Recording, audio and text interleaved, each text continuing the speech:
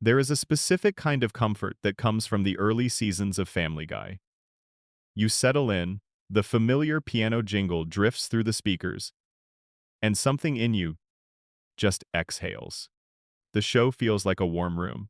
The jokes feel sharp without being mean. The characters feel like people you actually recognize. And for a little while, everything is fine. The world is quiet. You are watching something that was made with love, by someone who cared about every frame of it. And then somewhere along the way, something changed. Not all at once. Gradually. Quietly. Like the temperature dropping in a room you forgot to heat. You cannot always point to the exact moment it happened. You just know that one day you sat down to watch a new episode, and you did not feel that warmth anymore. You laughed a little less. You cared a little less. And you found yourself going back to the old seasons instead, the ones from the beginning, the ones that still feel like that warm room. Tonight, we are going to talk about why.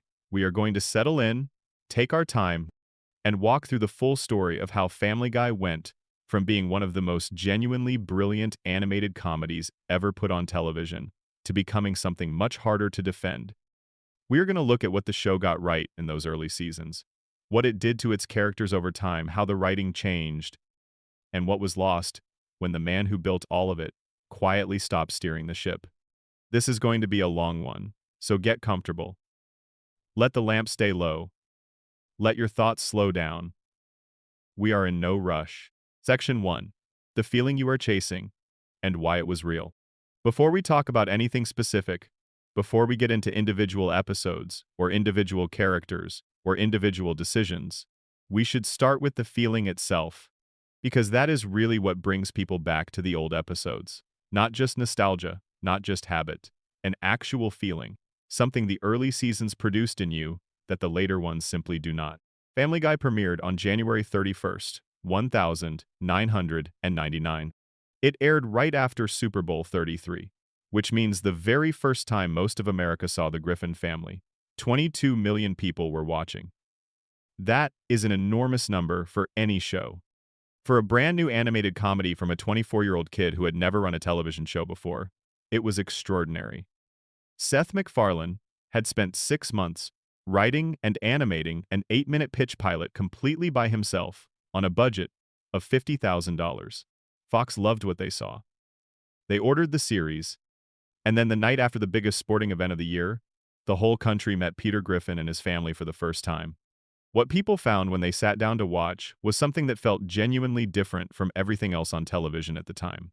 The Simpsons was already a decade into its run. The animation landscape had changed, but Family Guy arrived with its own specific energy, its own rhythm, and its own way of thinking about comedy. It was not trying to be The Simpsons. It had its own voice, its own tone, and its own particular kind of heart. Seth MacFarlane was not just a writer on this show. He was everywhere in it. He had studied animation at the Rhode Island School of Design, which is one of the most respected art schools in the country. Before Family Guy existed, he had worked at Hanna-Barbera as an animator and writer on shows like Johnny Bravo, Cow and Chicken, and Dexter's Laboratory. He had created 2 short animated films called The Life of Larry and Larry and Steve. And if you watch those shorts today, you can immediately recognize the DNA of what would become Peter and Brian Griffin. Larry became Peter. Steve became Brian. MacFarlane took those characters, built an entire family around them, and turned them into something the world had never quite seen before. He voiced Peter, Brian, Stewie, and Quagmire himself. He wrote episodes. He oversaw the animation. He was involved in every creative decision. When you watch a Season 1 or Season 2 episode of Family Guy, you are watching something that passed through one person's hands at every single stage of its creation.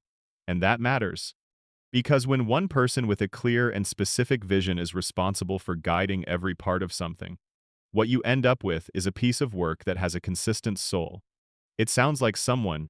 It feels like someone. There is a point of view behind every scene. The characters that MacFarlane created were not just props for jokes. They were actual, recognizable human beings, even the ones who were technically a baby or a dog. Peter Griffin was a working-class father. He worked at a toy factory called the Pawtucket Patriot Brewery.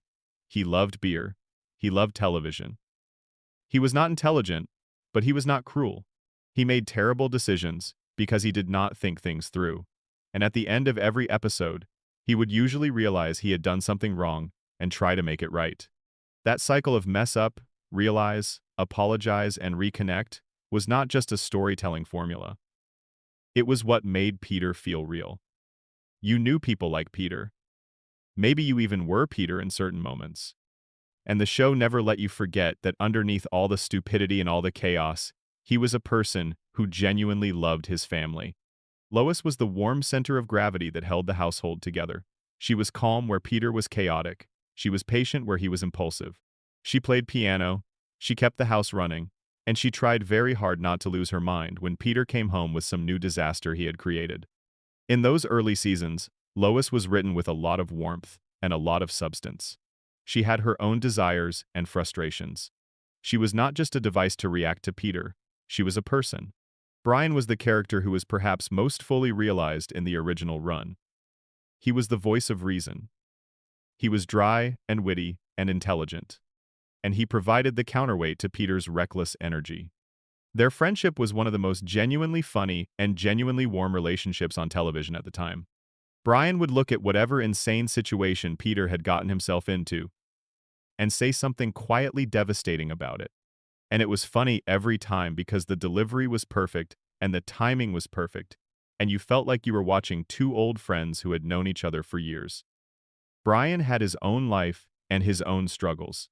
He was a failed writer who had been working on a novel for a very long time without finishing it. He drank a bit too much. He was unlucky in love. These details made him feel like a three-dimensional character rather than a cartoon dog. And then there was Stewie. In those first 3 seasons, Stewie Griffin was unlike any character that had ever appeared in animated comedy before. He was 1 year old. He was a baby in a diaper who ate in a high chair and needed his diaper changed.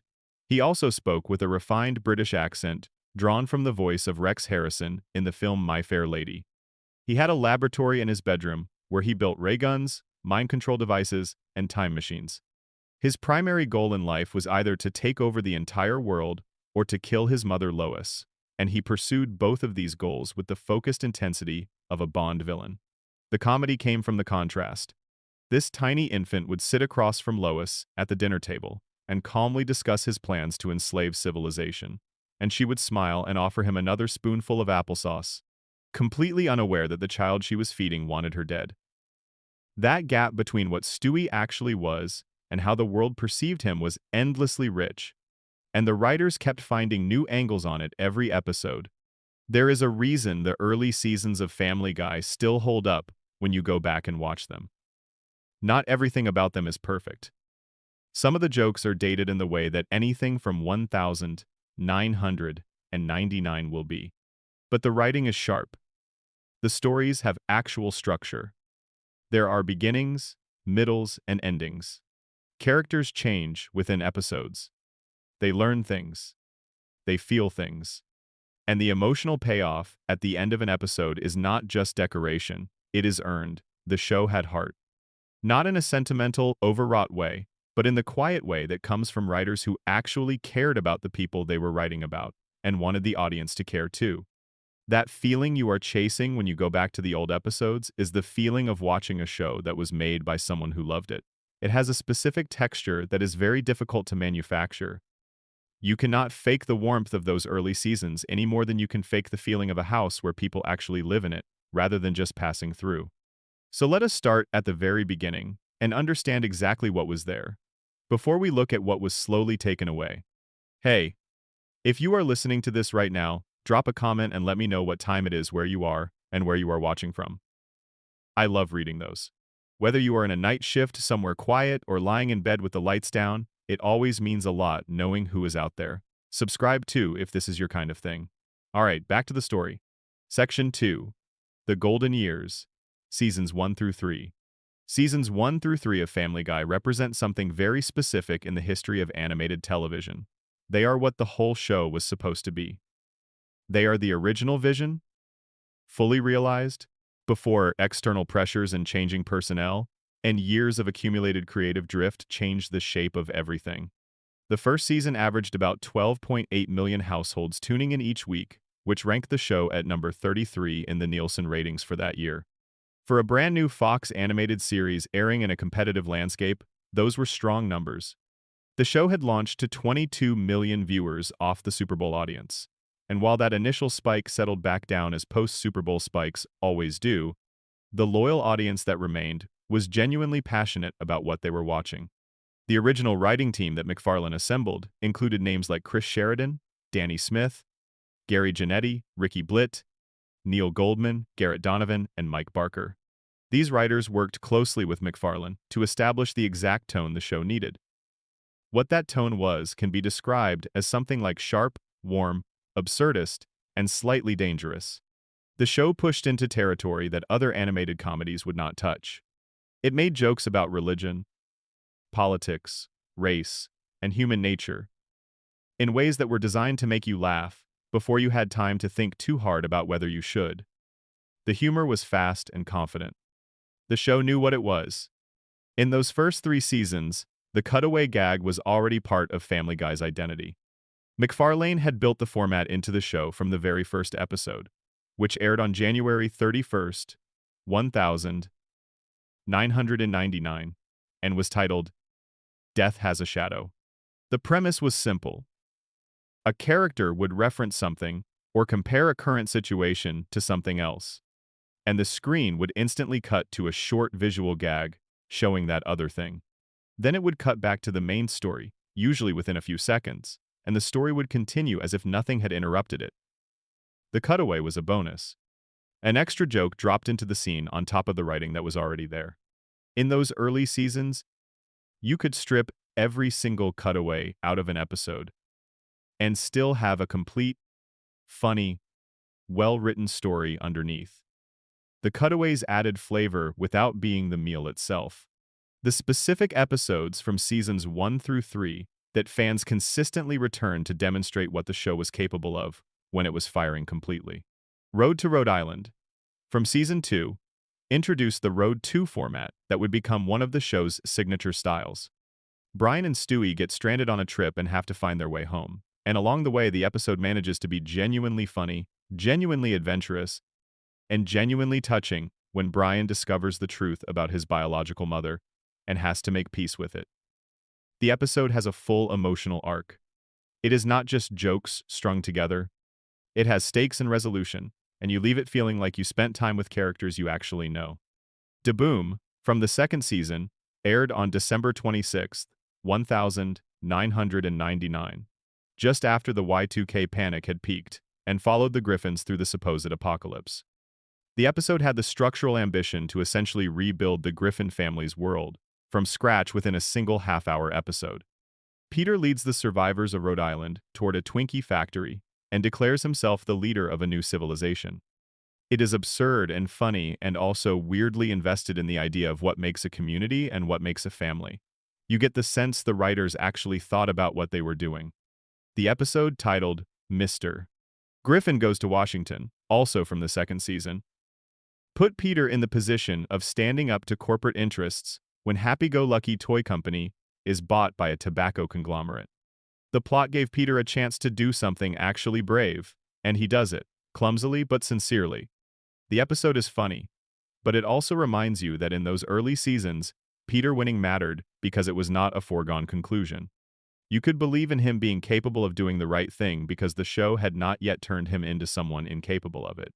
To Love and Die in Dixie, from the third season, is one that stands out particularly for what it did with Meg.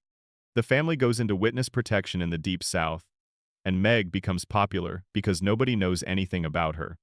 She is the mysterious girl from the city. And for one episode, she gets to experience what it is like to be liked and admired, rather than ignored and dismissed. The show could have played this purely for laughs. Instead, it gave Meg a real moment of happiness. And when the episode ends and everything has to reset back to normal, there is something quietly sad about watching that happiness slip away. That is the kind of complexity the early seasons had. They could make you laugh and then give you something that sat a little heavier for a moment before letting you go. It is worth spending a moment on the animation of those first 3 seasons, because it is something fans talk about a lot when they compare old and new Family Guy.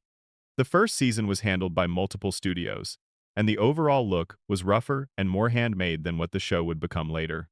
Rough Draft Studios handled the second and third seasons, and they brought a lively, expressive quality to the movement and faces that matched the energy of the writing.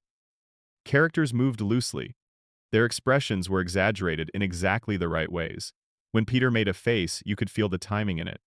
When Stewie delivered a monologue about world domination, the animation gave his tiny body a physicality that made the contrast between his appearance and his words even funnier. It was animation that felt like it was having fun making itself.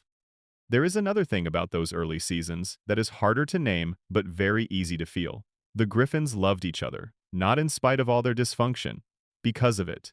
Peter would do something catastrophically stupid, Lois would lose her patience, there would be a full episode of consequences and chaos, and then at the end they would find their way back to each other.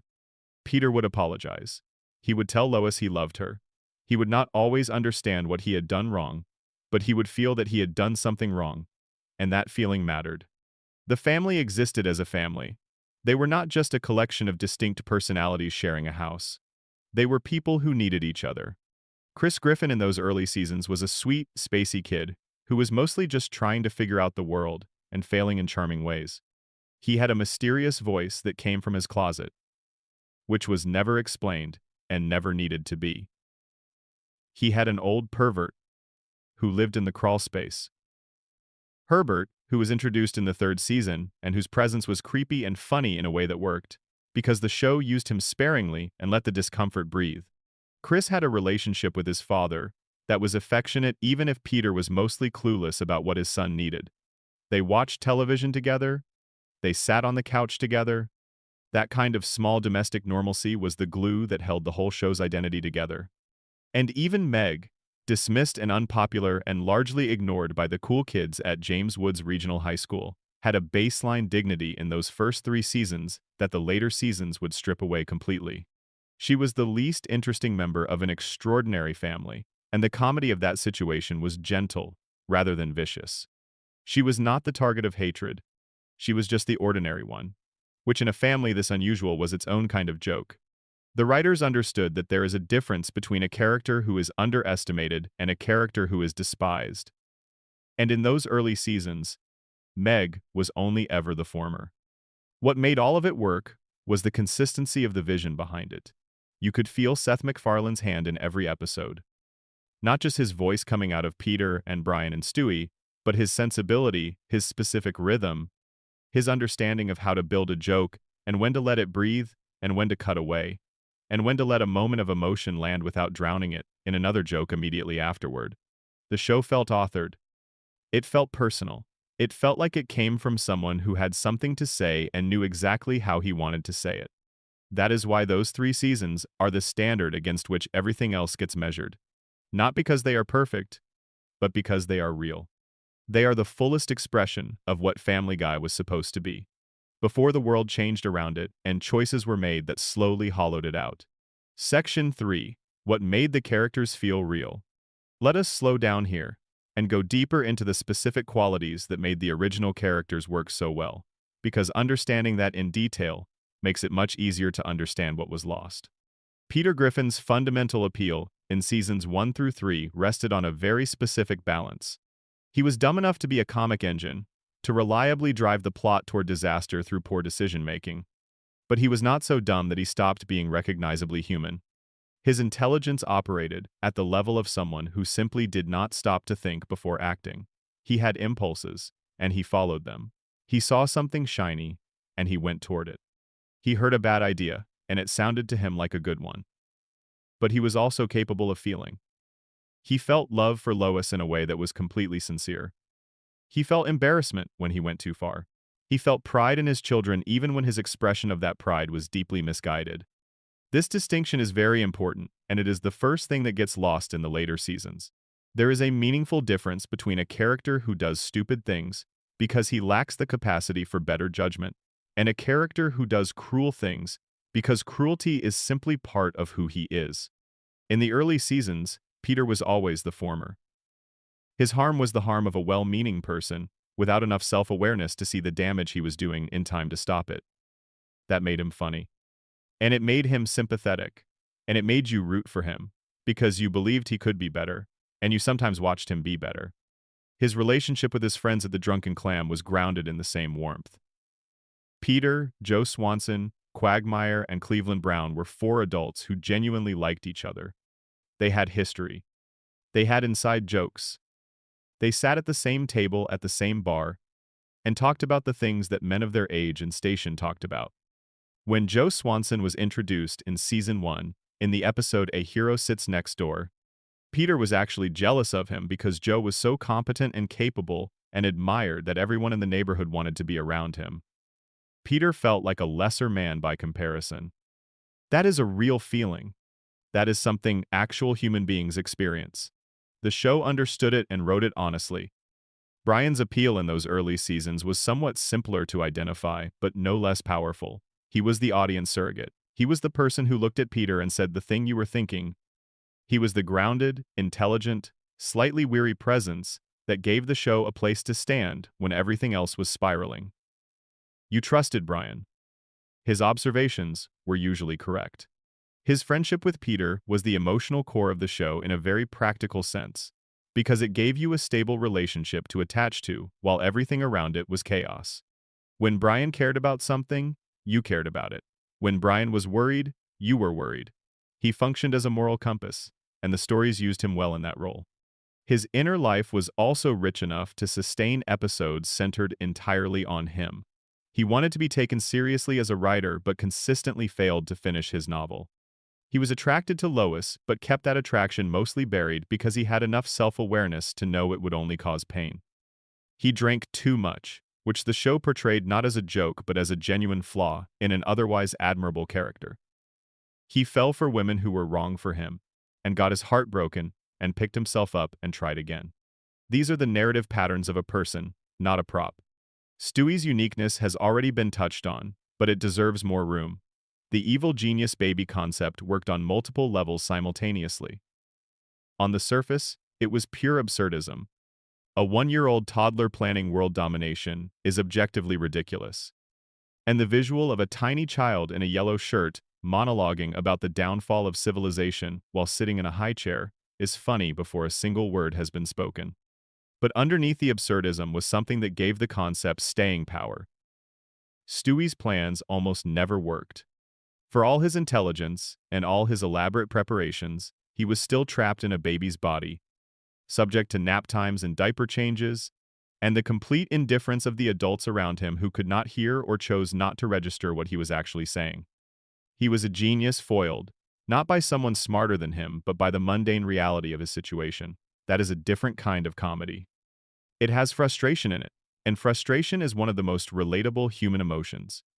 His obsession with killing Lois added an additional layer that was specifically funny because of the dramatic irony built into every scene where the two of them appeared together.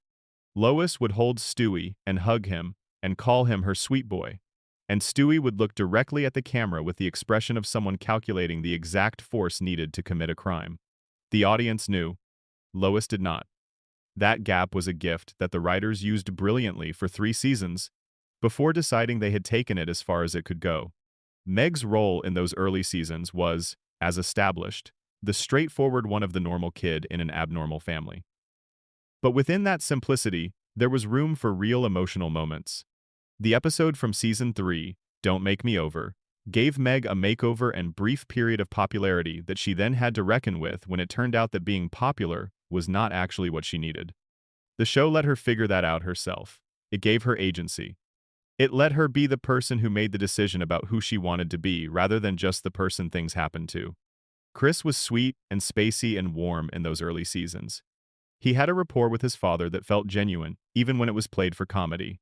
His friendship with the mysterious entity in his closet was a running absurdist joke that worked precisely because it was never explained, and the show never tried to explain it. Some things are funnier when they remain mysterious. And Lois remained throughout those 3 seasons the person who made the house a home.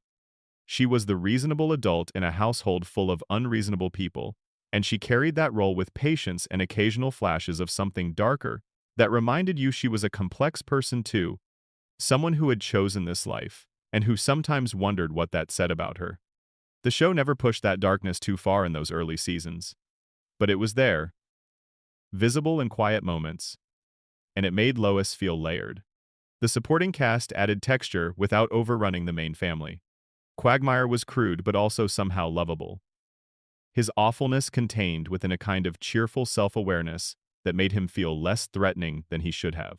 Joe Swanson was dignified and capable, his disability a character trait rather than a punchline. Cleveland was warm and mild-mannered, and served as a calming presence in the group. Herbert the Pervert was introduced in Season 3 and used very sparingly, his discomfort always controlled by the show rather than allowed to run loose. All of these characters, every single one of them, felt like they had internal logic. They behaved consistently from episode to episode. When something happened that contradicted who they were, you noticed it, because the show had established them clearly enough that you knew who they were. That is a form of care that the writing extended to its audience. It trusted you to know these people, and to notice when something felt off. That trust is one of the first things to disappear when a show stops caring about being good. Section 4. The humor was actually smart. This is the part of the conversation that sometimes gets lost when people talk about Family Guy, because the show's reputation for crude and irreverent humor has a way of overshadowing everything else about it. People hear Family Guy, and they think of shock value and random cutaways and gross-out gags, and those things are certainly part of the show's identity. But in those first 3 seasons, the humor was also genuinely smart in ways that are worth examining closely, because understanding the intelligence behind it makes it clearer what replaced it in the later years. The jokes in seasons 1 through 3 operated on multiple levels. A surface level, where the visual gag or the punchline delivered an immediate laugh, and a secondary level, where the structure of the joke rewarded closer attention. The best comedy writing is layered in this way. You get the funny part immediately, but if you stop and think about it for a moment, you realize there is something else there too, some observation about the world or human nature or pop culture that gives the joke depth beyond its initial impact. The show had a specific relationship with pop culture references that was different from the relationship it would develop later. In the early seasons, references were deployed with precision. They were chosen because they illuminated something about the character or the situation. A reference to a specific film or television moment was there, because it connected to what was happening in the story and added a layer of meaning or irony to it. The references were tools, not decorations. The political satire of those early seasons was also balanced in a way that later seasons would abandon. Family Guy made jokes about everyone. No political viewpoint or public figure was safe. And the humor was aimed in multiple directions, rather than consistently favoring one side. This made the jokes feel like observations about human nature, rather than arguments about ideology. You laughed because the observation was sharp, not because you agreed with a particular political position. The show's relationship with darkness was also carefully managed in those early seasons. Family Guy had always been willing to go to uncomfortable places.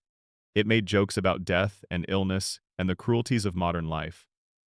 But in those first 3 seasons, the discomfort was always in service of the joke. The shock was the delivery system for something funnier than the shock itself. The darkness had a point. It was headed somewhere. And usually, the place it was headed was a punchline that you did not see coming but that felt completely inevitable once it arrived. The Conway Twitty gag, which would become one of the most discussed symbols of the show's later creative decline, had not yet been invented. The idea of simply playing an unedited country music performance for 90 seconds instead of telling a joke was not something the early writers would have considered, because in those seasons the writers were working too hard at their actual jobs to need that kind of padding. Every minute of a season 1 episode is doing something. Every scene is built. Every cutaway is pointed. The show in those years simply does not have slack in it. The physical comedy was also handled with more precision in the early seasons. When Peter fell down the stairs or got into a fight with Ernie the giant chicken, which was first introduced in season 2, the comedy was rooted in recognizable physical logic, even as it was amplified to cartoonish extremes. The chicken fight in the season 2 episode Da Boom remains one of the most precisely constructed pieces of animated physical comedy in television history, because it escalates with such commitment and goes to such absurd lengths while maintaining its own internal logic throughout. It is funny because Every escalation follows from the one before it, in a way that makes complete sense within the show's reality. The contrast between what characters say and what they mean was another tool the early seasons used with great skill. Brian's sarcasm was most powerful when it was subtle, delivered in a tone of such reasonable calm that it took a beat to register as devastatingly pointed. Stewie's villainy was funnier when it was underplayed. When he described his plans for world domination in the same tone someone might use to discuss picking up groceries. Lois's patience was funniest when you could see the strain beneath it. The tiny flicker of exhaustion that she controlled before it could show too clearly. These are the performances of writers who understood that restraint is often funnier than excess. The first season episode in which Peter briefly becomes the host of a death metal radio program, or the episode in which Stewie becomes obsessed with Jolly Farm Review and develops a complicated relationship with the show's host, are examples of the kind of premise that works, because it takes a simple, recognizable human experience and applies it to the least appropriate possible character. Of course, Stewie would form an obsessive parasocial attachment to a children's television host. That is exactly what a certain kind of intensely intelligent, deeply lonely person does. The comedy is funny, but it is also quietly perceptive about how people, even tiny diaper-wearing aspiring world dictators, can be unexpectedly vulnerable. This is what smart comedy looks like. It makes you laugh, and then it makes you think, almost simultaneously. And the thinking does not ruin the laugh. If anything, it deepens it. The early seasons of Family Guy were full of that kind of work, and it was the direct result of having a writing room that was working with care and purpose under the guidance of someone who had a very clear idea of what the show was supposed to be. That clarity is what makes those seasons so comforting to return to. When you know what a show is, when it knows what it is, watching it feels like visiting a place you understand. Everything is where it is supposed to be. The tones are calibrated. The characters behave as themselves. The jokes go where they are supposed to go. There is a pleasure in that kind of consistency that is very difficult to replicate once it has been lost. And Family Guy never quite managed to replicate it after seasons 1 through 3. Section 5. The Cancellation, the Comeback, and the First Cracks. Here is where the story gets complicated, in a way that is essential to understanding everything that came after. Because the decline of Family Guy did not begin with bad intentions or laziness or a sudden loss of creative vision. It began with something much more prosaic and much more damaging. Cancellation, resurrection, and the unavoidable changes that come from 3 years of institutional memory loss. By the end of Season 3 in 2002, Fox had canceled Family Guy. The show had been moved around the schedule repeatedly during its initial run, shuffled from one time slot to another with very little notice and very little consistent promotion. During its second season, Fox placed it on Thursday nights at 9 in the evening, which put it directly opposite the enormously popular Frasier on NBC. The ratings suffered. Fox moved it again to Tuesday nights, where it competed against Who Wants to Be a Millionaire on ABC, and lost consistently. The network kept repositioning the show without ever giving it a stable home or a reliable audience. And the predictable result was that the audience it was trying to build never had a chance to form. When a show gets moved around that much, even loyal viewers lose track of when to tune in. Fox canceled Family Guy at the end of its third season. It looked like that was the end. And then something remarkable happened. Something that had essentially never happened before in the history of American television. Cartoon Network bought the syndication rights to Family Guy's back catalog for what was reportedly close to nothing. Nobody thought the show was worth much anymore. It had been canceled. It had struggled with ratings. It seemed like its moment had passed. But Cartoon Network placed the reruns on their Adult Swim late-night block beginning on April 20th, 2003, and what happened next changed everything. Family Guy immediately became the highest-rated program on the entire block. It dominated late-night viewing in its time slot against both cable and broadcast competition. It boosted Adult Swim's overall viewership by 239%. The show that nobody thought anyone was watching turned out to have a massive, passionate, loyal audience that had simply never been given consistent enough access to it. At the same time, the complete first and second seasons were released on DVD the same week the show premiered on Adult Swim. Those DVD sets became the best-selling television DVD of 2003, moving over 2 million copies. People were not just watching the reruns on television. They were buying the show and watching it at their own pace and sharing it with friends and telling everyone they knew to watch it. A cult following had been quietly growing during the years the show was on the air, and now that the show was available in a stable, reliable format, that cult exploded into something much larger. Fox noticed. In 2004, the network that had canceled Family Guy twice made the decision to order new episodes and bring the show back. The fourth season would air beginning May 1st, 2005. The announcement was celebrated. Fans who had spent years mourning the show's cancellation could not believe they were getting it back. It felt like a miracle. It almost never happened that a canceled show came back this way, driven entirely by audience demand and market performance, rather than network initiative.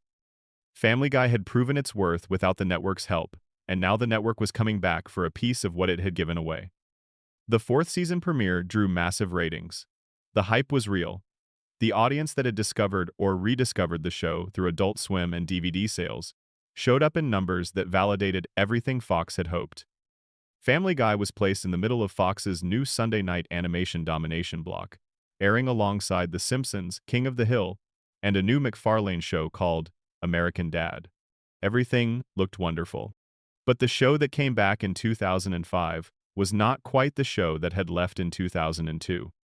The 3-year gap had taken a toll that was not immediately visible, but that would become more apparent over time. When a television show gets canceled, the writing staff does not sit around waiting. Writers are professionals with mortgages and families and career ambitions of their own. They move on. They find new shows. They start new projects.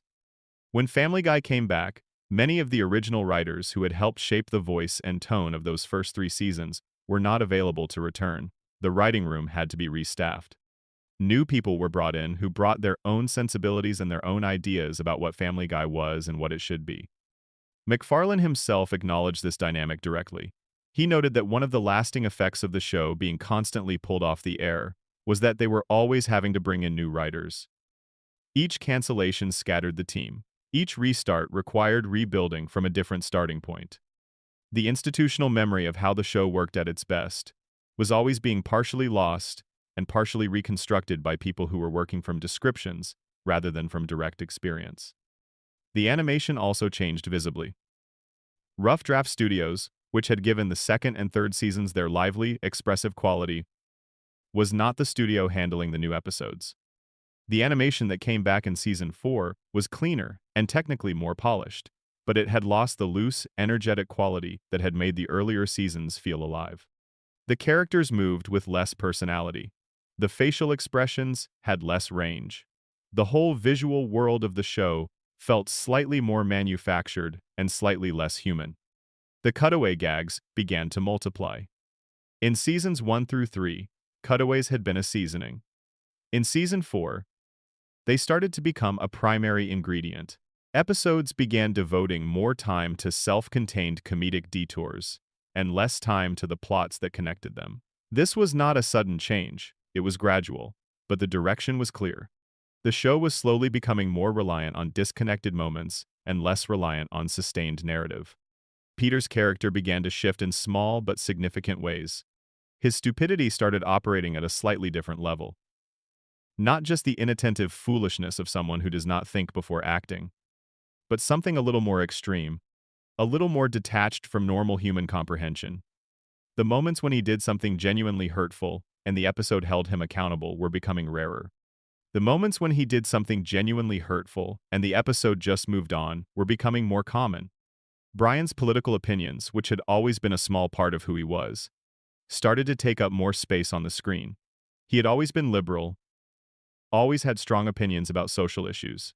But in the early seasons, those opinions were just one ingredient in a character who had many different sides. After the revival, the opinions started to crowd out some of the other ingredients. Brian was beginning to become a mouthpiece as much as a character. And Stewie's transformation had already begun. The decision had been made internally that the evil genius baby concept had run its course. The writers, including MacFarlane, felt they had taken the world domination and kill Lois jokes as far as they could go. So from Season 4 onward, Stewie began moving in a different direction. The schemes became less frequent. The softer, more emotional side of him began to take up more of his screen time. His friendship with Brian deepened and became more central to both characters' storylines. All of these changes were gradual. None of them was catastrophic on its own. Seasons 4 and 5, while different from seasons 1 through 3, were still producing good television. There were brilliant episodes scattered throughout them. Road to Rupert, from season 5, featuring Brian and Stewie on another adventure, was as good as anything the show had ever done. Stewie Loves Lois, the season 5 premiere, showed a completely different dimension of the relationship between Stewie and his mother and was praised widely. The talent was still there. The capability was intact. But the cracks were visible. The warmth of the family was cooling. The humor was shifting. The characters were beginning to move away from their original selves. And the man who had built all of it was about to become progressively less involved in guiding where it went next. Section 6. The Flanderization of Peter Griffin. There is a term that gets used when talking about long-running television shows, and it comes, appropriately, from one of the longest-running of them all. The term is Flanderization, and it describes what happens when a character who started out as a complete, multi-dimensional person gets slowly reduced to just one or two of their defining traits, until those traits are all that is left of them, and they barely resemble the person they were in the beginning. The term comes from Ned Flanders on The Simpsons, who began as a friendly, religious neighbor with many different qualities, and was gradually written into someone whose entire personality was being religious, with every other aspect of who he was worn away by the years. Family Guy may be the single clearest example of Flanderization in all of animated television. And the character who suffered it most dramatically, most painfully, and most completely was Peter Griffin. The early seasons established Peter in a specific way that was deliberately chosen and deliberately maintained. He was not bright, but he was not unkind. He was impulsive, but he was not malicious. He did stupid things, constantly, reliably, in every episode. But he did them because he was led by his impulses and did not stop to think about consequences. That is a very different thing from doing harmful things, because you genuinely do not care about the people around you. The first version of Peter was a comedy engine. The second version is something harder to watch. The shift started in seasons 4 and 5, was more visible in seasons 6 and 7, and became fully entrenched around seasons 8 and beyond. By that point, Peter's intelligence had dropped so dramatically that it was difficult to understand how he functioned in society at all. He went from being a man who made bad decisions to being a man who seemed incapable of basic human cognition. The show tried to play this for comedy, and sometimes it succeeded. But more often it just made Peter unpleasant to be around. Because a character who cannot think is also a character who cannot feel, and a character who cannot feel is a character who cannot connect with you. The meaner direction was even more significant. In the later seasons, Peter regularly did things that were not just stupid but actively cruel. He pushed Lois into the ocean in one episode, believing she was about to be attacked by a shark, and fled in the boat rather than staying to help her. He stole Halloween candy from his baby. He sabotaged one of his best friend Joe's relationships by encouraging infidelity. He had Brian fired from a mascot job out of pure jealousy. These are not the actions of a lovable fool. These are the actions of someone who prioritizes himself above everyone he claims to love, and who experiences no meaningful remorse when his actions hurt others. The physical violence escalated at the same time. The early seasons had the cartoon violence that all animated comedies use, the exaggerated slapstick where characters get hurt in impossible ways and are fine the next scene. That is standard and expected, and nobody takes it seriously. But in the later seasons, the violence became more graphic, more realistic in its imagery, and more disturbing in its framing. Characters were shown with exposed brain tissue, dangling eyeballs, severe wounds drawn in careful detail. And Peter was regularly at the center of these sequences, either inflicting the harm or suffering it while the show presented it as entertainment. There is a difference between cartoon violence and violence that is actually uncomfortable to watch. And the later seasons of Family Guy crossed that line regularly. The episode that makes the contrast between early and later Peter clearest is the season 10 episode Seahorse Seashell Party. In this episode, Meg Griffin finally reaches her breaking point and turns on her family. She delivers a speech to Peter that is a comprehensive accounting of everything he has become by that point in the show's run, She tells him he is completely selfish. She tells him he is totally irresponsible as a father. She tells him he has no education and no real interests, and that he just does whatever reckless thing occurs to him without thinking about anyone else. She tells him he shoves his daughter's face into his rear end and passes gas on her, as a form of what he apparently considers humor. She tells him that if anyone in the outside world could see the way he treats her, he would be in prison. Every word of this speech is factually accurate. Meg is not exaggerating. She is not being dramatic. She is describing things the show has literally depicted Peter doing. And the way Peter responds to this speech tells you everything you need to know about how far the character has traveled from who he was in Season 1. He does not feel hurt.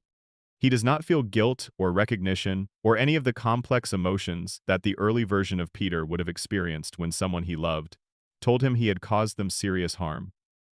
He laughs. He finds her argument amusing.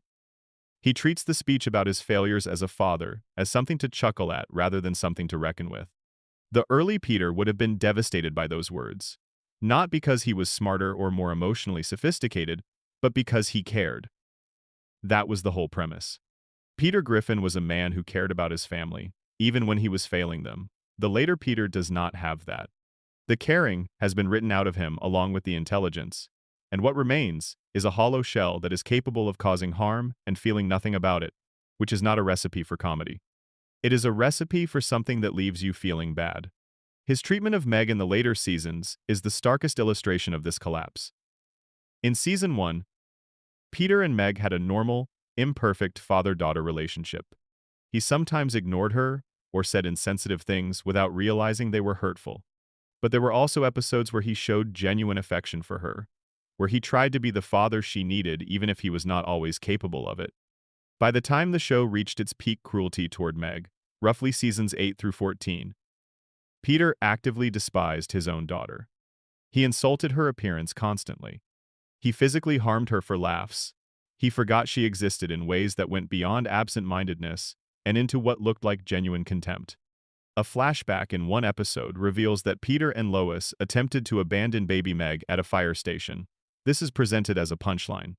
The show was occasionally aware of this problem and would occasionally try to address it. The Season 14 episode, Peter's Sister, explored the idea that Peter's abusive behavior toward Meg might be the result of his own experience of being abused by his sister growing up, and the episode gave both Peter and Meg a moment of genuine emotional reconciliation that was actually moving. But then the following episodes returned immediately to the same pattern of cruelty. The reset button was hit. Nothing was retained. The touching moment had happened, but it had not changed anything. That is the structural problem underneath the Flanderization of Peter Griffin. A show can have episodes where a character grows and learns and changes, but if none of that growth is preserved into the next episode, then the growth meant nothing. It was a performance of character development rather than actual character development. The audience sees through that eventually, and when they do, they stop caring about the emotional beats because they know those beats will not last. Why invest in Peter feeling remorseful if next week he will be doing the same things again with no memory of having felt anything? The Peter Griffin of the later seasons is not a funny character having adventures. He is a warning about what happens when a show confuses cruelty with comedy and forgets that the reason we laughed at a lovable fool is that he was lovable first. Section 7. Brian Griffin. From voice of reason to something much harder to defend. If Peter's decline was painful because of its direction, Brian's decline was painful because of where it started. Peter began as a lovable fool and became something worse. Brian began as the most grounded and relatable character on the show, and became something that many longtime fans now describe as the most irritating presence in the entire cast. In the original run, Brian was the character you trusted. He was the one who saw things clearly and said them honestly. When everything around him was chaos and foolishness, Brian was the steady thing. His friendship with Peter was built on a specific dynamic that worked beautifully. Brian was smarter. Brian could see the problem Peter was heading toward. Brian would try to warn Peter. Peter would not listen. Everything would go wrong exactly as Brian had predicted. And then Brian would be there to help put it back together. This cycle was funny and warm at the same time. It felt like a real friendship between two people. with very different kinds of intelligence, who genuinely valued each other. Beyond his role as Peter's counterpoint, Brian had his own interior life that the show took seriously. He was writing a novel he could never finish, which is one of the most universally recognizable human experiences. He drank too much, which the show acknowledged without making it his whole personality. He fell for women who were wrong for him and experienced real heartbreak about it. He had feelings for Lois that he kept carefully buried, and the show handled that thread with a subtlety and restraint that made it feel true rather than cheap. All of these qualities made Brian feel like someone you might actually know, which is the highest compliment you can pay a fictional character. The first visible shift came after the revival in 2005. Brian's political views, which had always existed as one element of his personality among many, began to take up significantly more space. Liberal, openly atheist, opinionated about social issues. These were all things Brian had always been. But after season 4, these qualities started to crowd out the others. Scenes that had previously been Brian interacting with Peter or observing a situation began to become scenes where Brian delivered speeches. He became a vehicle for the writer's opinions in a way that reduced him from a character to a mouthpiece, and even viewers who agreed completely with everything he was saying found it irritating because it felt less like watching a character speak and more like reading an editorial that had been put in his mouth. The deeper decline began around season 9 and accelerated afterward. The Brian who had once been genuinely intelligent and genuinely kind was slowly replaced by a character who claimed those qualities while demonstrating the opposite. He talked about being a great writer, but his writing was mediocre. He claimed moral high ground in arguments with other characters, while his own behavior was frequently worse than theirs. He presented himself as thoughtful and evolved, while making decisions that were shallow and selfish. He was, in short, a fraud. And the tragedy was that the early Brian had been the real thing. The episode from season 9, Brian Writes a Bestseller, is often cited as a turning point. In this episode, Stewie encourages Brian to try again with his writing, and Brian produces a successful self-help book. The book becomes a massive bestseller, and Brian reacts to his success by becoming an insufferable egomaniac. He treats Stewie, the one person who believed in him enough to inspire the work in the first place, with complete contempt. He belittles him, he dismisses him. He acts as though Stewie is beneath him now that he has achieved some success. It is a complete inversion of everything the early Brian stood for. The dog who had once been humble about his failures became monstrous about his success. And the show did not treat this as a tragedy to be reckoned with. It treated it as a character note. The list of genuinely troubling things Brian did in later seasons is long enough to be worth recounting, because the scope of it is what makes the contrast with the early character so striking. He carelessly transmitted an illness to both Chris and Stewie and treated the consequences with indifference. He destroyed Stewie's beloved stuffed bear Rupert by chewing it to pieces while drunk, simply because he was annoyed that Stewie treated the bear as a real companion. In one episode, he found a woman trapped in a car that was about to fall into the ocean, began to help her, discovered that she had a child and was therefore married, and let go of the car. He allowed a mother and her child to die because she was not romantically available to him. The show played this as a dark joke. The season 8 episode Jerome is the New Black gave the audience something that the show clearly intended as catharsis. A scene in which Quagmire, who hated Brian throughout the later seasons, delivered a comprehensive and specific speech about exactly why. Quagmire called out Brian for being a pretentious fraud who pretended to be an intellectual while having nothing real to show for it. He called out Brian for constantly flirting with Lois in front of Peter. He called out Brian for his abandoned novel and his failed writing career and his hypocritical self-regard. He called out Brian for being a bad father who had left his own son without a second thought. Every single item on Quagmire's list was backed up by things the show had actually depicted. It was not an exaggeration. It was a summary. The interesting thing about that speech is what it reveals about the show's self-awareness. The writers clearly knew that Brian had become insufferable. They knew the audience was frustrated with him. They had Quagmire say everything the viewers were thinking, which in a different kind of show might have been a turning point, a moment where the character acknowledged the truth and began to change. But in Family Guy, it was just a speech. Brian's behavior did not change in the episodes that followed. If anything, his antagonism toward Quagmire escalated. The speech was a performance of accountability rather than actual accountability, which is something the show did repeatedly in its later seasons. Acknowledged a problem in a way that felt satisfying in the moment and then immediately ignored it. The event that generated the most dramatic response from the audience was the decision in Season 12 to kill Brian. In the episode Life of Brian, Brian is struck by a car and dies. The Griffin family mourns him. Stewie is devastated. A new dog named Vinny, voiced by Tony Sirico of Sopranos fame, is brought in to fill the space. The death was treated with unexpected sincerity by the episode itself. There was grief. There were real emotional moments. The show committed to the premise. Then, 2 episodes later, in the Christmas episode, Stewie uses a time machine to go back and push Brian out of the car's path. Brian is alive again. Everything resets. Vinny is erased from the timeline. Within about 3 weeks of television time, the death of one of the show's most important characters was completely undone. The fan response to Brian's death had been enormous. A petition on change.org gathered over 100,000 signatures in the first few days, demanding his return. The number Bring Back Brian hashtag trended on social media. News outlets covered the story. Seth MacFarlane himself tweeted after Brian's resurrection, asking whether fans had really thought the show would kill him off permanently. He described the death as having done exactly what it was designed to do, reminded people this was still a show where anything could happen, and got them talking about it.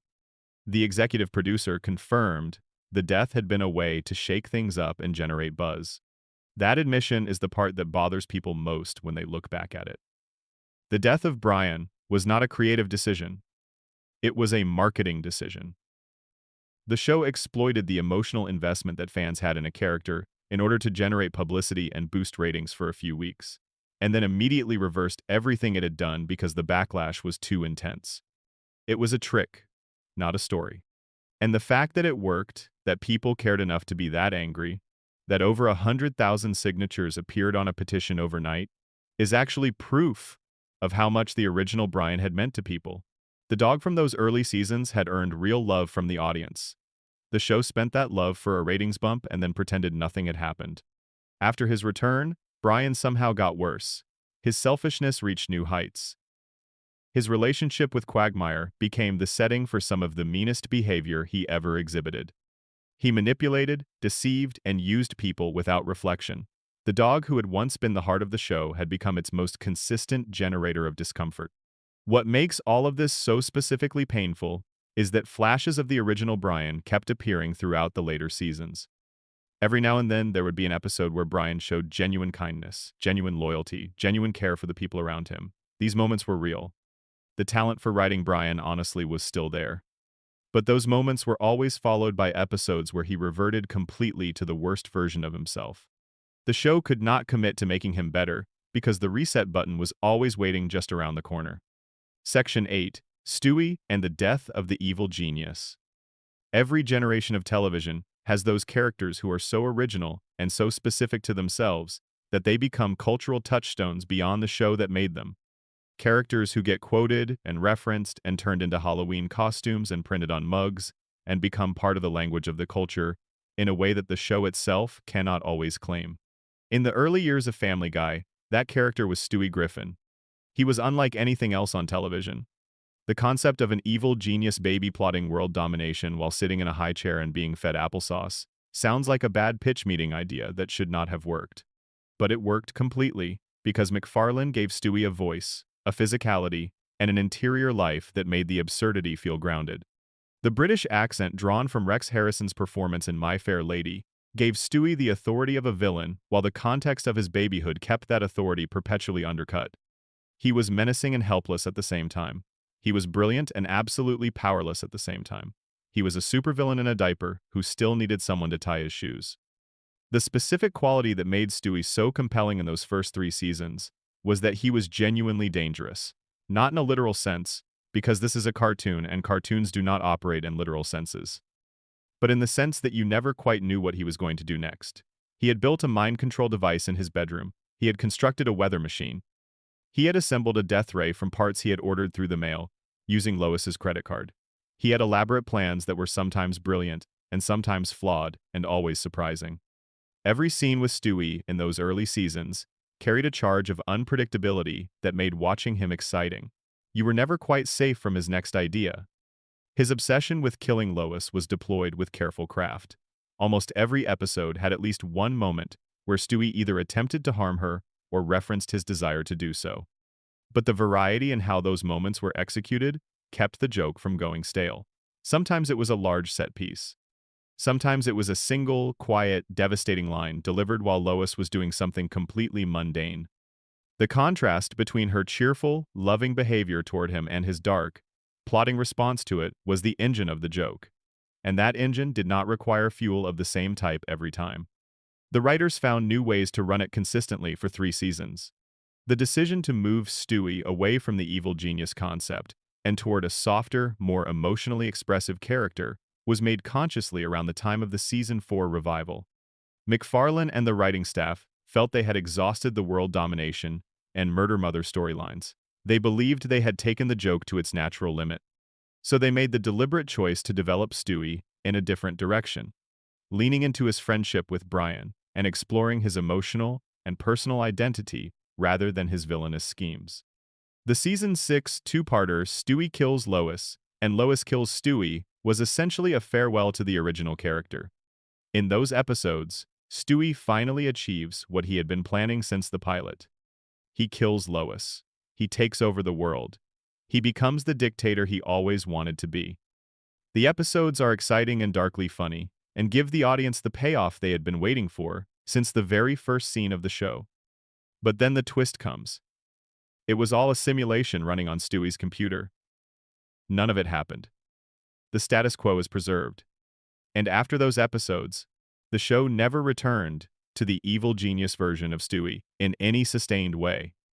The new Stewie that took over from Season 6 onward was softer, warmer, more openly emotional, and much more interested in his personal relationships and personal identity than in global domination.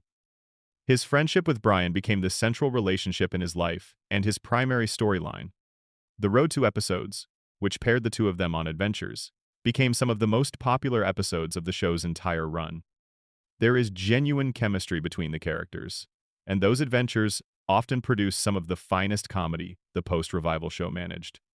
The show also began exploring Stewie's sexuality and gender expression much more explicitly in the later seasons, incorporating cross-dressing, references to his attraction to male characters, and humor built around gender nonconformity into his characterization with increasing frequency. This became such a dominant aspect of who he was that for many viewers, the original evil genius had been replaced by a character whose primary identity in the show was built around jokes about his sexuality. Whether this shift represented growth or loss depends entirely on what you value. The argument that it is growth is real. Stewie, as a friendship-focused, emotionally complex character, capable of love and sacrifice, is in some ways a richer character than Stewie as a one-note villain whose only move was plotting to kill his mother. The Christmas Guy episode, in which Stewie travels back in time to save Brian's life after his death in Season 12, is genuinely moving in a way that the original evil Stewie could never have been. The newer version of the character was capable of expressing love in a way the older version was not. But the counter-argument is equally strong and deserves to be stated plainly. There is exactly one evil genius baby who built death rays in his nursery and schemed against his own mother while wearing pajamas with feet. There are hundreds of cartoon characters who are emotionally expressive and searching for their identity and navigating complicated friendships. The first type of character is irreplaceable. The second type, while perfectly enjoyable, is not. And the writers replaced the irreplaceable version with the enjoyable version because they ran out of ideas for the irreplaceable version, which is a different thing from the character reaching his natural conclusion. The show's creators have argued that the evil genius joke had been exhausted by the end of Season 3. But this argument is undercut by the simple mathematics of how long the show has continued. Family Guy has produced far more seasons with the softer Stewie than it ever did with the original version. If the writers were capable of sustaining a character for 15-plus seasons after the supposed death of his concept, It seems worth asking whether they really had exhausted the original concept, or whether they simply stopped being interested in it and chose the path that required less creative effort to maintain. The evil genius baby was a concept with limitless directions. It could have gone. New inventions. New enemies beyond Lois. New targets. New allies. New situations that tested a tiny supervillain in ways that a domestic setting could not. The possibilities were enormous, and the show walked away from all of them in favor of a character who, while still lovable in his own way, no longer has the specific, irreplaceable quality that made Stewie Griffin one of the most original characters in the history of animated television. Section 9 Meg. As a punching bag. The joke that consumed a character. Every long-running comedy finds a character who becomes the target of jokes more often than the others. It is a familiar setup. Done well, it can be endearing. Done poorly, it becomes mean-spirited. Done the way Family Guy did it with Meg Griffin, across the better part of a decade, it stopped being a comedy choice and started being something the show could not explain away. In Season 1, Meg was voiced by Lacey Chabert, who left after the first season due to conflicts with her work on Party of Five. Beginning in Season 2, Mila Kunis took over the role and has voiced Meg ever since. In those early episodes, Meg was the middle child in a dramatic sense, the ordinary teenager in an extraordinary family.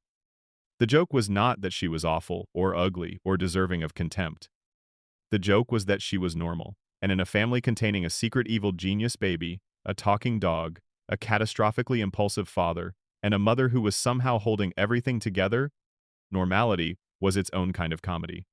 Meg, trying to live a regular teenage life while her home was in a constant state of supernatural chaos, was funny because of the contrast, not because there was anything wrong with Meg. The shift began around Season 4. The joke stopped being about Meg being the least interesting and started being about Meg being physically unattractive. Characters began reacting to her appearance with expressions of disgust and sounds of horror. This is a significant change in direction that is worth pausing on, because it moves the comedy from something that is about a character's situation to something that is about a character's fundamental self. You can change your situation. You cannot change your face. Making fun of someone for their circumstances is one thing. Making fun of someone for the body they were born into is another. And the show made the second choice with increasing commitment from Season 4 onward. By the time you reach Seasons 8 through 14, the treatment of Meg had become one of the defining features of the entire show. Peter physically harmed her regularly. He forgot she existed in ways that went beyond mere inattentiveness. He made comments about wishing she did not exist. The flashback episode where it is revealed that Peter and Lois tried to abandon baby Meg at a fire station is presented as a comedic moment. The episode in which Peter goes undercover at Meg's high school and abandons her in favor of spending time with the popular kids, choosing to prioritize his own social life over his actual daughter, is played for laughs. Lois became complicit, treating Meg with a coldness that was never there in the early seasons. Chris joined in on the cruelty. Even Stewie made casual, cruel observations that served no purpose except to pile on. The Seahorse Seashell Party episode from Season 10 is the episode that the fan community returns to most often when discussing what Family Guy did wrong with Meg. In this episode, the Griffin family is trapped at home during a hurricane. Meg reaches her breaking point and delivers a speech that accurately indicts every single member of her family for the way they have treated her. She calls out Peter's cruelty, Lois's failure as a mother, Chris's complicity in her suffering. She says everything the audience has wanted someone to say for years. It feels like justice. And then the episode takes it back. Meg discovers that when she stops absorbing all the family's dysfunction, they turn it on each other. The family collapses without her as their shared target. And Meg, feeling guilty about this, goes back to Brian and voluntarily accepts her role as the family's lightning rod, the person who absorbs all the pain so that everyone else can function. She apologizes. She takes it all back, and the family returns to treating her exactly as they had before. The message encoded in that ending is deeply troubling regardless of what the writers intended. It tells the audience that victims of abuse should accept their role because their suffering keeps the people around them stable. It says that standing up for yourself is selfish if it creates discomfort for your abusers. It says the right response to years of mistreatment is to quietly return to being mistreated so that no one else has to experience consequences. Critics at the time were uniformly harsh about this ending. The AV Club gave the episode a D+. Fan communities debated it intensely. It consistently ranks among the most disliked episodes in the show's history. What is particularly frustrating is that the show has proven on multiple occasions that it is capable of writing Meg with real dignity and real intelligence. The season 13 Simpsons crossover episode gave Meg a storyline in which she discovered a genuine talent for saxophone and formed a real friendship with Lisa Simpson. It was warm and funny, and actually developed Meg as a person.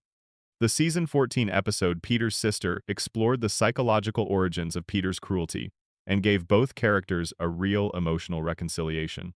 These episodes demonstrate that the talent was always there. The writers knew how to write Meg as a full character. They simply chose most of the time not to. Around season 14, the most extreme cruelty did begin to diminish. The addition of more female voices to the writing staff is credited with pushing back against the most vicious Meg humor. By season 22, episodes where Meg was shown as competent, resilient, and even admirable were appearing with some regularity. She started fighting back against bullies instead of simply absorbing their attacks. She showed strength and resourcefulness. There were glimpses of who she might have been if the show had always treated her this way. But a decade of cruelty had already been written. For roughly 10 seasons, Meg Griffin existed primarily as a punchline. Not as a character, not as a person, not as someone whose interiority the show was interested in exploring. She was a target. The joke was always the same. Meg is unwanted, Meg is ugly, Meg deserves whatever happens to her. That is not comedy. That is not even a particularly interesting form of cruelty.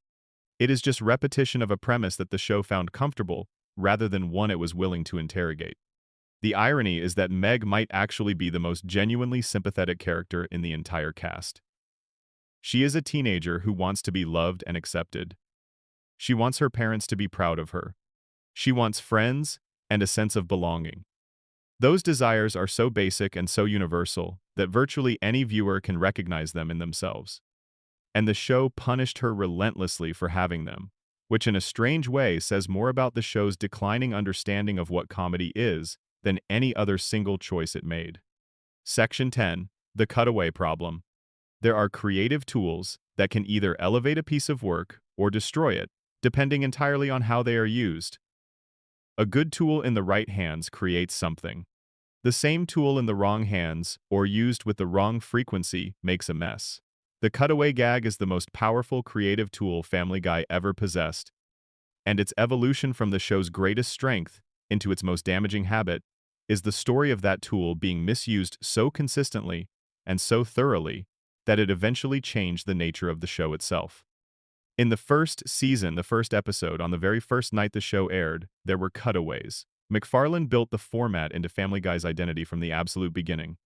A character would say something or reference something, the show would cut to a quick visual gag illustrating that thing, and then it would cut back. The cutaway was an addition. It was supplementary material. The story was running along, and every so often the show would slide in a bonus joke and then slide back without the story noticing the interruption. The qualities that made early cutaways work were specific and replicable. They were brief. Most of them lasted just a few seconds, sometimes less. They got in, delivered their payload, and got out before the audience had time to lose the thread of the main story. They were sharp. The humor came from unexpected connections or well-constructed absurd premises, not from shock or randomness for its own sake. And they were not load-bearing. If you removed every single cutaway from a season 1 episode, you would still have a complete, funny, well-written story underneath. The cutaways enhanced what was already there. They did not replace it. The gradual creep of the cutaway gag into the structural foundation of episodes, rather than their surface, is one of the most clearly documented changes in the show's history. By season 4, cutaways were already more frequent and already starting to last longer. By season 7, individual cutaways were routinely extending to 30 or 40 seconds, long past the point where the joke had made its impact. By the middle seasons of the show's long run, Episodes were structured in a way where a simple calculation would reveal that removing all the cutaways left you with perhaps 10 minutes of actual story in a 22-minute episode. South Park made this criticism explicitly in 2006 Inches, the two-part episode Cartoon Wars, in which Trey Parker and Matt Stone depicted Family Guy's writing process as random idea balls being pushed together by manatees, with no actual thought or intention connecting one element to the next. The argument was that Family Guy's cutaways were interchangeable. Any given cutaway could be placed anywhere in any episode without changing anything, because none of them connected to anything. Parker and Stone reported later that after those episodes aired, writers from The Simpsons and King of the Hill called to thank them for making them. Whether you consider South Park's critique fair or unfair depends in part on whether you are watching Season 2 or Season 14. The Conway Twitty gag became the symbol that crystallized everything wrong with the later season's relationship to cutaways. Multiple times across several seasons, instead of an actual joke, the show would cut to a full, unedited performance of country singer Conway Twitty singing one of his songs. And then, after the song had run for as long as the writers decided they could get away with, the show would cut back to the story. There was no punchline, there was no twist. The gag was that the show was playing a song instead of doing comedy. The first time it appeared, the surprise of it generated a reaction. By the third and fourth time, it was widely understood as the show signaling that it did not have enough material to fill the episode, and was using content it had not created to fill the remaining time. It was lazy in the most specific and documentable sense of the word. The show became aware that its cutaway dependency had become a talking point, and addressed it in the most Family Guy way possible, by joking about it while continuing to do it.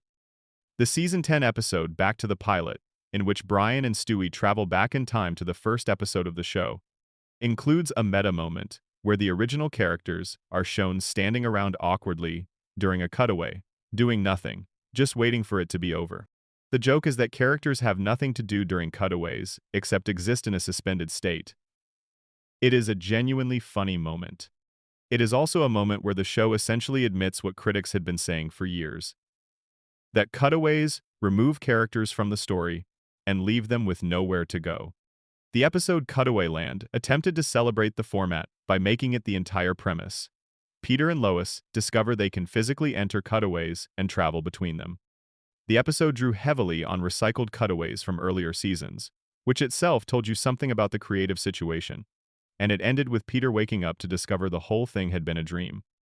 The episode that was supposed to be the ultimate tribute to the show's most distinctive feature ended up being a demonstration of everything that was wrong with how the show was using that feature. The contrast that makes this most clear is the Season 8 episode Brian and Stewie, in which Brian and Stewie get locked in a bank vault overnight. There are no cutaways in this episode. None at all. For the entire runtime, it is just these two characters in one room, talking, and the episode is extraordinary. Brian reveals that he keeps a gun in a safety deposit box because he has thought about ending his own life. Stewie reveals how much Brian's existence means to him, the depth of his attachment to his best friend. The conversations are raw and honest, and sometimes painful, and occasionally very funny, and always completely riveting. The episode proves beyond any doubt that Family Guy did not need cutaways to be excellent. It needed good writing and genuine investment in its characters. But episodes like Brian and Stewie were the exceptions. The rule was cutaway dependency, and the dependency deepened every season. The connection between this and the character problems discussed throughout this essay is worth making explicit. When a show spends a large proportion of its runtime on disconnected jokes that have nothing to do with the main story, there is simply less time for character development, less time for meaningful interactions, less time for the kind of quiet moments between people that build affection and genuine emotional investment. The cutaways did not just replace the comedy. They replaced the heart. And without the heart, there was nothing to make you care about anything that happened next. Looking at the full arc, the cutaway gag went from being the show's most distinctive and most skillfully deployed creative tool to being the clearest evidence that the show had stopped being made with the same care it once had. Not because cutaways themselves are bad. They are not. They are brilliant when used well. But anything used as a substitute for actually doing the work will eventually betray the work, and that is precisely what happened here. Section 11. Seth MacFarlane steps back. And what was lost when he did? In the history of television, there is a pattern that appears with reliable frequency. A creator builds something extraordinary. They pour themselves into it. They guide it through its early years when every decision needs their specific kind of attention. The show becomes successful. Opportunities multiply. Other projects call. And slowly, gradually, the creator reduces their direct involvement, until eventually they are attached to the show primarily in name, while other people make the actual decisions. The show changes in ways the creator might never have chosen, and the audience can feel the difference even when they cannot articulate exactly where it comes from. This is precisely what happened with Seth MacFarlane and Family Guy, and it is, alongside the character changes and the cutaway problem, one of the most significant explanations for the show's decline. In the early seasons, MacFarlane was everywhere in the production. He was not just the creator and the voice of 4 major characters. He was the writing room's guiding intelligence, the person whose specific sensibility and sense of humor permeated every script and every story decision. He was deeply involved in animation direction. He had strong opinions about every aspect of the show. When you watch a Season 1 or Season 2 episode, you are experiencing a piece of work that reflects one person's clear and consistent vision at every level of its construction. By 2011, MacFarlane made the decision to step back from the writing room in order to focus on other projects. He had directed, written, produced, and starred in Ted that year, which was released in 2012 and became the highest-grossing original-rated comedy of all time, earning over $500 million worldwide globally. Ted became a massive cultural event, and its success naturally generated interest in what MacFarlane would do next. There was A Million Ways to Die in the West in 2014. There was Ted 2 Inches 2015. There was The Orville in 2017, a science fiction dramedy that he created, starred in, and which became genuinely beloved by its own substantial audience. There were multiple studio albums of jazz standards that earned Grammy nominations. There were concert performances at Carnegie Hall and the Royal Albert Hall.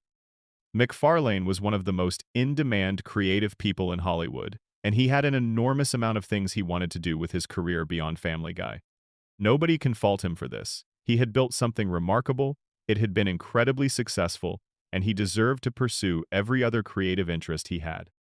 But the impact on Family Guy was significant and undeniable. The showrunning duties were taken over by Rich Appel and Alex Sulkin, 2 writers who had been with the show for years and who genuinely knew the world of Family Guy inside and out. MacFarlane remained as a voice actor, which meant he still read scripts and recorded lines for Peter, Brian, Stewie, and Quagmire for every episode, and this gave him a form of continued involvement. Appel and Sulkin have spoken about how MacFarlane would offer notes during recording sessions, how his institutional knowledge of the characters was always present, how his standards for certain things served as a kind of ongoing quality control. But there is a difference between giving notes during a recording session and being the person who shapes the scripts before they reach the recording session. There is a difference between knowing what a character should not do and being the person deciding what they will do. There is a difference between quality control and creative vision. MacFarlane provided the former after stepping back. He had provided both before. The showrunners who inherited the show's day-to-day creative direction were competent professionals who cared about the show and worked hard on it. Nothing here is meant to suggest otherwise. But they were running a show someone else had built with a sensibility someone else had developed, and that creates an inherently different relationship to the material. MacFarlane knew from the inside what made the early Peter funny and what would make a version of Peter unfunny. He knew from the inside how Brian's intelligence should sound and what its limits were. He knew when Stewie's edge was the right kind of edge and when it had crossed into territory that did not serve the character. Those instincts were not easily transferred. MacFarlane's relationship with Fox also became increasingly strained during this period, which added another layer of complexity to his continued association with the show. He had become increasingly uncomfortable with being associated with a network whose parent company was Fox News, an outlet whose editorial direction was sharply at odds with MacFarlane's own politics and values. In 2021, he publicly posted that Fox News host Tucker Carlson's commentary made him wish Family Guy was on any other network. He described his relationship with Fox as resembling a failing marriage. In 2020, he signed a large-scale deal with NBC Universal, reportedly worth around $200 million over 5 years, which moved his production company's primary home to an entirely different corporate family. His newer shows were being made for platforms with no connection to Fox. He was building his professional future in a direction that pointed away from the network Family Guy was still tethered to.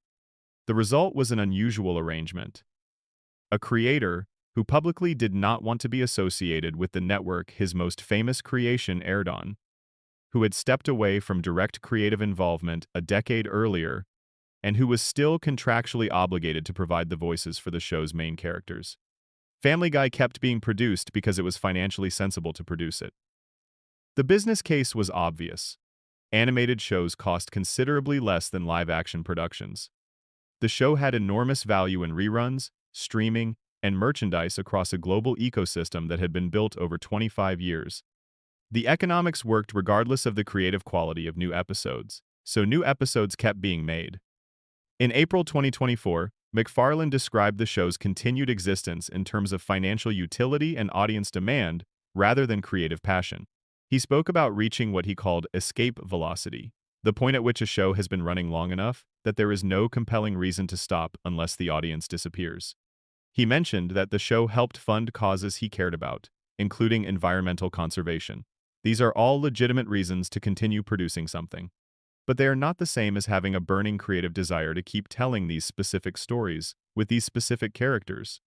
In April 2025, the show was renewed for 4 more seasons in what was described as a mega deal with parent company Disney, extending the series through season 27 and the 2028 to 2029 television season. Each season would consist of 15 episodes. The show was being locked in for years into the future, not because the creative case for it was overwhelming, but because the business case remained sound. This is the state of things. A show that was built on passion, on one person's specific and deeply felt creative vision, continues to be produced for economic reasons. The creator who built it is no longer steering it. The characters he invented have been altered in ways he might not have chosen. The humor has changed in directions he might not have approved. And the audience that once made the show one of the most watched on television has shrunk to a fraction of its former size. Section 12. The numbers and what they tell you. You can debate the quality of specific episodes. You can argue about whether individual character choices were good or bad. You can have complicated conversations about what comedy is supposed to do and what kind of content is acceptable in a show that is always pushed toward the edges of what is allowed. These are all legitimate arguments that reasonable people can have. But you cannot argue about the numbers. Ratings are not opinions. They are measurements. They tell you how many people were watching, and the story they tell about Family Guy is one of the most dramatic in the history of American television. The show premiered to about 22 million viewers following Super Bowl 33 in January 1999. Its first season averaged 12.8 million households, which placed it at number 33 in the Nielsen ratings for that year. Strong numbers for a new animated show on Fox.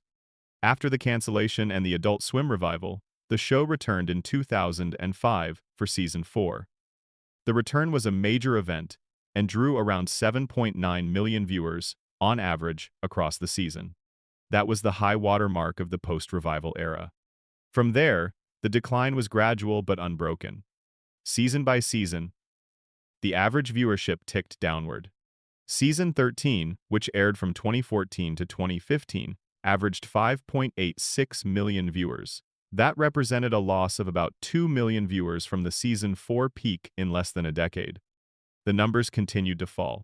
Season 20 averaged just 1.31 million viewers, with a 0.45 rating in the key adult demographic that advertisers care most about. Think about what that means. A show that once drew nearly 8 million viewers on its revival was now holding fewer than 1.5 million. Season 23, the most recent completed season at the time of this script, averaged about 723,000 viewers, with a 0.19 rating in the key demographic. Less than 750,000 people were watching new episodes of a show that once reached 22 million viewers in a single night. The decline from the first Super Bowl premiere to season 23 represents a loss of nearly 97% of the potential audience. The network's scheduling decisions told the same story. Family Guy had been a pillar of Fox's Sunday night animation domination block for most of its run. Sunday night is prime television real estate. In 2019, the show was moved from its long-standing 9 p.m. slot to the less prominent 9:30 p.m. position. Then, for the 2023 to 2024 broadcast season, Family Guy and Bob's Burgers were removed from the Sunday night block entirely and moved to Wednesday nights. This was the first time Family Guy had aired on a weekday since 2002, when it was in its original troubled run before its first cancellation. In the television industry, being moved from Sunday night to Wednesday night is understood clearly as a demotion. It signals that the network no longer considers you central to its marquee lineup. And yet the show continues to be renewed. In 2023, Fox renewed it for seasons 22 and 23. In April 2025, the mega deal with Disney locked it in through season 27. How does a show with less than 1 million viewers get renewed for 4 more seasons? Because of everything the live audience numbers do not capture. The value in the show's streaming performance on Hulu. The revenue from reruns on Adult Swim, Comedy Central, and FXX. The global licensing deals. The merchandise ecosystem built over 25 years. The brand recognition that makes Family Guy valuable in markets around the world, regardless of what its current American television audience looks like. Family Guy has become a property that continues to exist for business reasons more than creative ones. It costs less to make than most live-action alternatives. It prints money in secondary markets. The math works in its favor regardless of how many people watch new episodes on Wednesday nights. And so new episodes keep being made, and the show that once made history by being nominated for an Outstanding Comedy Series Emmy in 2009, becoming the first animated program in that category since The Flintstones in 1961, and being ranked by TV Guide as the 9th greatest TV cartoon of all time in 2013, continues on as something considerably more modest than either of those distinctions would suggest. The show's finest creative era coincided with its highest audience. That is not always how things work. Critically beloved shows often struggle commercially. Commercially successful shows sometimes produce nothing of lasting value. But in Family Guy's case, the quality and the audience move together. When the writing was sharpest, and the characters were truest, and the creator was most directly involved, the most people were watching. And as each of those things declined, the audience followed. The numbers are not evidence of anything as simple as cause and effect, because television is complicated and audience behavior is complicated, and streaming changed everything about how people consume content. But the direction of the numbers and the direction of the creative quality point the same way, and that is difficult to dismiss. Section 13. Why it still matters, and why the good stuff deserves to be remembered. We have spent a long time tonight walking through what went wrong with Family Guy. The character changes. The humor shifts. The creator's departure. The numbers. It has been a thorough accounting of a specific kind of creative decline. And having done all of that, it feels important to end somewhere different. Somewhere that acknowledges the full picture. Because the early seasons of Family Guy were genuinely remarkable. Not just good for their time or good considering what they were. Genuinely, durably remarkable. Season 2 and Season 3 of this show contain some of the sharpest, most specifically funny, most warmly human animated comedy ever produced. The characterization of Brian Griffin in those years is television writing operating at a very high level. The Stewie Griffin of the first 3 seasons is one of the most original comic creations in the history of the medium. The specific warmth of the early Griffin household, the sense of a deeply flawed family that nevertheless needed each other and showed up for each other in ways that mattered, is something that a lot of television tries to create, and very few shows manage. That is worth protecting. It is worth going back and watching. It is worth introducing to people who have only ever experienced the later seasons and formed their impression of the show based on those. Because the early Family Guy and the later Family Guy are not really the same show in any meaningful sense. They share characters and a setting and a creator's name. But the sensibility, the care, the warmth, the quality of the writing, all of that is different in ways that are fundamental rather than superficial. The show also produced exceptional work in isolated later episodes that deserve recognition. Brian and Stewie is as good as anything in the first 3 seasons. Road to the Multiverse is brilliantly conceived and brilliantly executed. The Simpsons Guy crossover is a love letter to animation that manages to be genuinely funny while also being genuinely respectful of both shows' histories. These episodes prove that the talent was never gone. The capability was never lost. The writers knew how to make great television, they just did not always choose to. The lesson of Family Guy's arc, taken as a whole, is not that long-running shows inevitably decline. American Dad, which premiered the same year as Family Guy's 4th season, proves that is not true. American Dad has maintained its character consistency and its creative quality across essentially the same span of years that Family Guy has been declining. It does not use cutaway gags. It develops its characters rather than reducing them. It tells complete stories with beginnings and middles and endings. It retained the warmth of a family who genuinely care about each other even when they are fighting. It made better choices, and those choices produced a better outcome. The lesson is that decline is not inevitable. It is a choice. Or rather, it is the accumulated result of many smaller choices made over many seasons by many different people, who were not always working from the same vision or the same understanding of what the show was supposed to be at its best. Every character change, every increase in cutaway dependency, every push toward shock value over smart writing, every step Seth MacFarlane took back from the room where those decisions were made. These were all choices, and choices can be made differently. Family Guy in its original form was one of the most beloved animated comedies of its generation. The people who fell in love with it in 1999 or 2003 or 2005 fell in love with something real. The warmth they remember was actually there. The cleverness was genuine. The characters were people they recognized. The show gave them something that genuinely mattered and that held up to revisiting over and over again across the years. That version of the show is still available.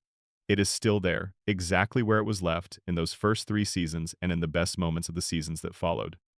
And on a quiet night, when you want something familiar and warm and specific in the way only truly made things can be specific, it is still exactly the kind of comfort it always was.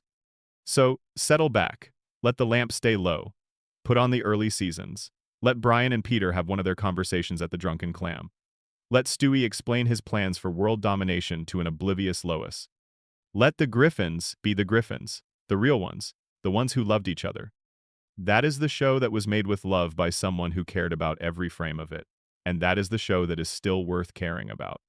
If this kind of deep, slow, story-driven content is the thing that helps you wind down at the end of the day, subscribing means a lot, and it genuinely helps the channel grow.